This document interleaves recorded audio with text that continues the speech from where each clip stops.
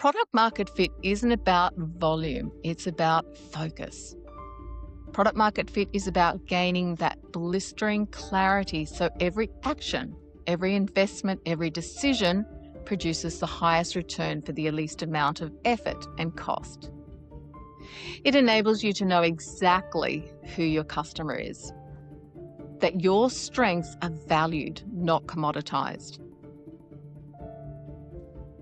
When everyone is your customer, no one really is. Hello, innovators. Welcome to that Product Market Fit Guy podcast, a community where we talk all things product market fit. I'm Linda Ginger, the co-host of that Product Market Fit Guy and a go-to-market strategist. And like Trevor, I want to see great ideas get to market with the success they deserve. I once walked into a warehouse that told me everything I needed to know about a business before a single number was shared. The CEO had just told me they'd never made a loss in their amazing 125 years. But what I saw behind that warehouse door told me a very different story. This was a 5-generation family business, proud, established, with a national footprint, 7 facilities across the country. And as we walked toward the warehouse, I just asked a simple question. What market are you in? And as that roller door lifted slowly and opened, he said with so much pride, "We're in the packaging industry." And there it was, a warehouse full, too full, racks stacked high, very high, with product that clearly hadn't moved in a very long time. And it wasn't just this site. All 7 facilities looked exactly the same. That's the danger of believing you're in a market that's too broad. Because when you believe you're in packaging, everyone is your customer. The packaging industry in Australia is around $15 billion market. It's massive, fragmented, and, as you'd expect, highly competitive. And when you define your market that way, let's face it, your sales team sells to anyone, your product range just expands endlessly, and your inventory grows and grows.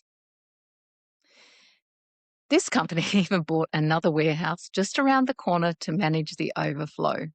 And from the outside, it can look like growth, but it's not product market fit. It is what I would call product sprawl. So instead of asking, how do we sell more? We asked a very different question.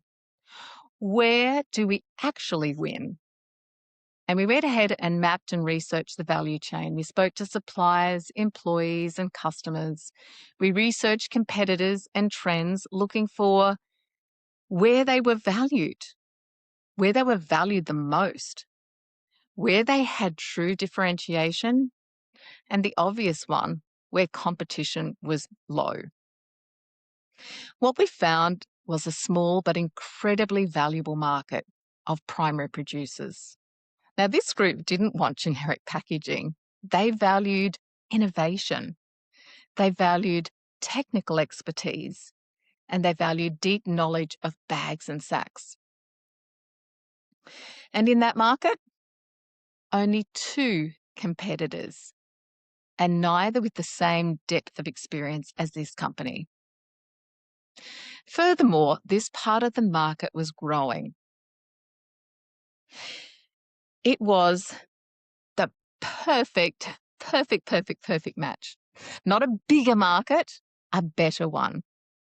So once we had focus, everything changed. 7 facilities became 1 national distribution centre. The sales team had a very clear idea of who the targeted audience was and a very focused training program. Marketing had consistent messaging across every touch point that we knew for certain their target audience engaged in. And the product and service offering was now aligned to specific needs. They stopped selling to everyone and started winning where it mattered. Profits soared, reputation strengthened, and the business became scalable. Product market fit isn't about volume, it's about focus.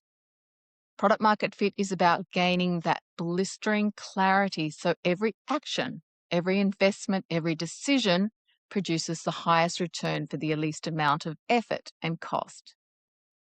It enables you to know exactly who your customer is, that your strengths are valued, not commoditized, and your efforts, instead of being scattering, are compounding. So here's the clincher. If you're working harder and getting less return, sadly, you don't have product market fit. You just have noise. Now, for startups, the message is don't confuse a big market with a good one. And for established businesses, don't assume that because you've been successful, you still have product market fit. The goal isn't to serve everyone, it's to matter deeply to someone and build from there. And if you want to see opposite of that, I'd ask you to look at a company that had no real product market fit called Quibi. Now, Quibi raised a staggering $2 billion, led by some of the most experienced people in entertainment. The idea? Short form, premium video content designed for mobile. On paper, it made complete sense. Busy people, short attention spans, high quality content. But they defined the market too broadly. People who watch video. And they missed something critical. People didn't want premium short form content in a new app. They already had it on platforms like YouTube and TikTok. And more importantly, those platforms were free. They were social, built around behaviours that already existed. Quibi launched and shut down, sadly, within 6 months. They had funding, they had talent, and they had content. But what they didn't have was a clearly defined market where they uniquely won. And that's the difference.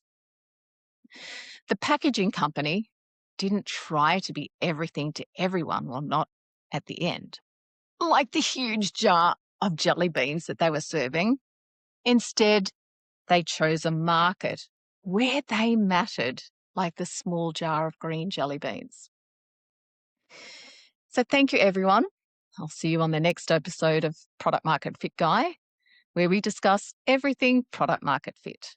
And if you love today's content, hit the subscribe button so you don't miss an episode, and it'll help us get the word out to innovators just like you.